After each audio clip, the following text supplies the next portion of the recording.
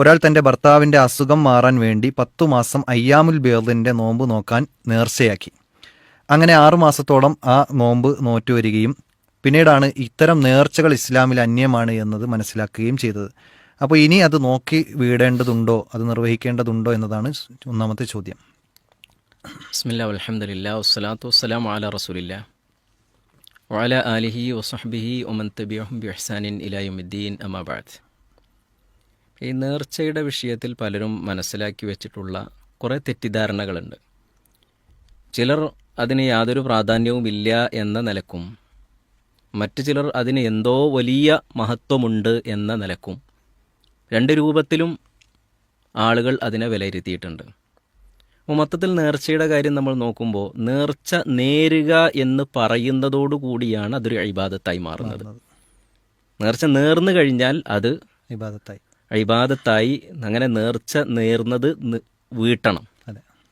രണ്ട് തരത്തിലുള്ള നേർച്ചകൾ സ്വാഭാവികമായും ആളുകൾ നടത്തുന്നത് കാണാൻ കഴിയും.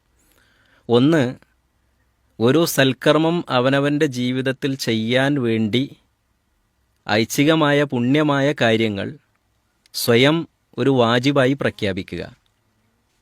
ഉദാഹരണമായിട്ട് ഞാൻ ഈ മാസത്തിലെ അയ്യാമുൽ ബീദിലെ നോമ്പ് എടുക്കുക എന്നതൊരു നിയ്യത്താക്കി, ഒരു നേർച്ചയാക്കിയിരിക്കുന്നു എന്ന് പറയുക. അതേപോലെ തന്നെ ഈ ഒരു മാസത്തിലെ എല്ലാ റവാത്തിബ് സുന്നത്തുകളും ഞാൻ വീഴ്ച വരുത്താതെ വീട്ടുക, നിർവഹിക്കുക എന്നത് ഞാനൊരു നേർച്ചയാക്കിയിരിക്കുന്നു അള്ളാഹുവിന് വേണ്ടി എന്നൊരാൾ നിശ്ചയിക്കുക.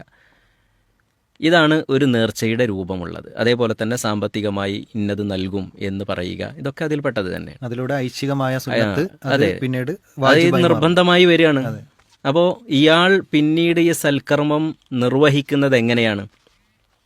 അദ്ദേഹം നിർവഹിക്കുന്നത് അയാളുടെ മേൽ അതൊരു ബാധ്യതയായി മാറിയത് ആ ബാധ്യത വീട്ടിക്കൊണ്ടാണ് നിർവഹിക്കുന്നത്. അപ്പോൾ അള്ളാഹ് ബാധ്യതയാക്കാത്ത ഒരു കാര്യം അയാൾ സ്വയം ബാധ്യതയാക്കി അങ്ങനെ നിർവഹിക്കുകയാണ്. അള്ളാഹ് എന്തുകൊണ്ടത് ബാധ്യതയാക്കാതിരുന്നു?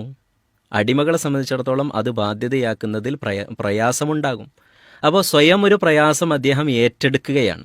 എന്നിട്ട് ആ പ്രയാസം ഒഴിവാക്കാൻ വേണ്ടി അദ്ദേഹം അത് വീട്ടുന്നു. അങ്ങനെയല്ല യഥാർത്ഥത്തിൽ ഒരു സുന്നത്തായ കർമ്മം നിർവഹിക്കേണ്ടത്.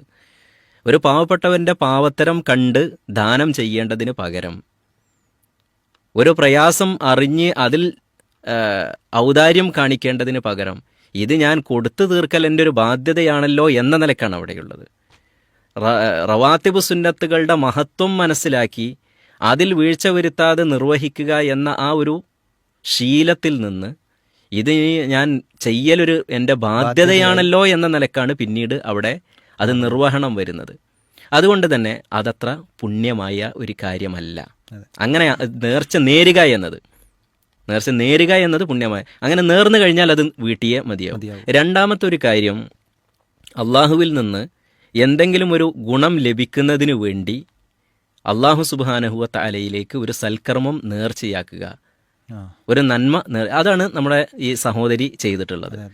അതേപോലെ തന്നെ അസുഖം മാറാൻ വേണ്ടി, പരീക്ഷണാർത്ഥം അസുഖം മാറാൻ വേണ്ടി അപ്പോൾ ഒരു സൽക്കർമ്മം ചെയ്തിട്ട് ആ സൽക്കർമ്മം മുൻനിർത്തി പ്രാർത്ഥിക്കുക, അതല്ലെങ്കിൽ ആ ഒരു സൽക്കർമ്മം മുന്നിൽ വെച്ചുകൊണ്ട് റബ്ബിലേക്ക് അടുക്കുക എന്ന ഉദ്ദേശത്തോടു കൂടിയാണ് അത് ചെയ്യുന്നത്. അതൊരു രൂപമാണ്. അതിനേക്കാൾ ഒരല്പം കൂടി അപ്പുറത്തുള്ള മറ്റൊരു രൂപമാണ്, ഈ എൻ്റെ ഭർത്താവിൻ്റെ അസുഖം മാറുകയാണെങ്കിൽ ഞാൻ ഇത്ര നോമ്പെടുത്ത് വിട്ടും. അതും ഒരു നേർച്ചയുടെ രൂപമാണ്.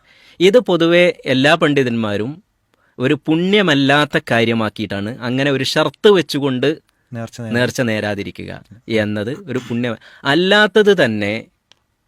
അള്ളാഹുവിൻ്റെ റസൂൽ സല്ലല്ലാഹു അലൈഹി വസല്ലം പറഞ്ഞത്, നിങ്ങൾ നേർച്ച നേരുന്നത് അതുകൊണ്ട് നിങ്ങൾക്കൊരു ഗുണവും കിട്ടുകയില്ല.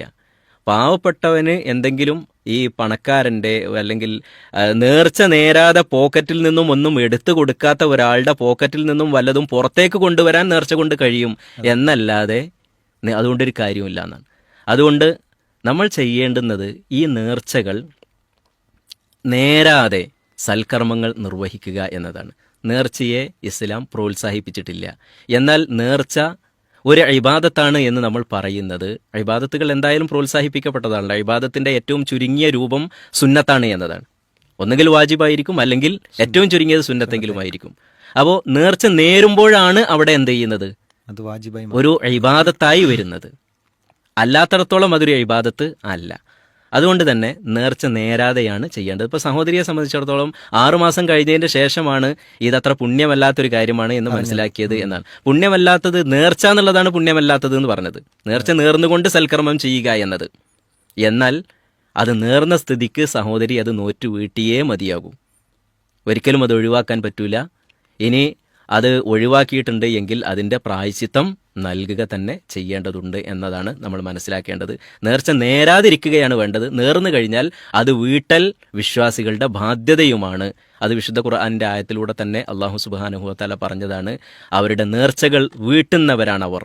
അവരുടെ മുഅ്മിനീങ്ങളുടെ സ്വഭാവം എടുത്ത് പറഞ്ഞെടുത്ത് അവരുടെ വയൂഫൂന ബിന്നദർ, അവർ നേർച്ചകൾ എന്ത് ചെയ്യും?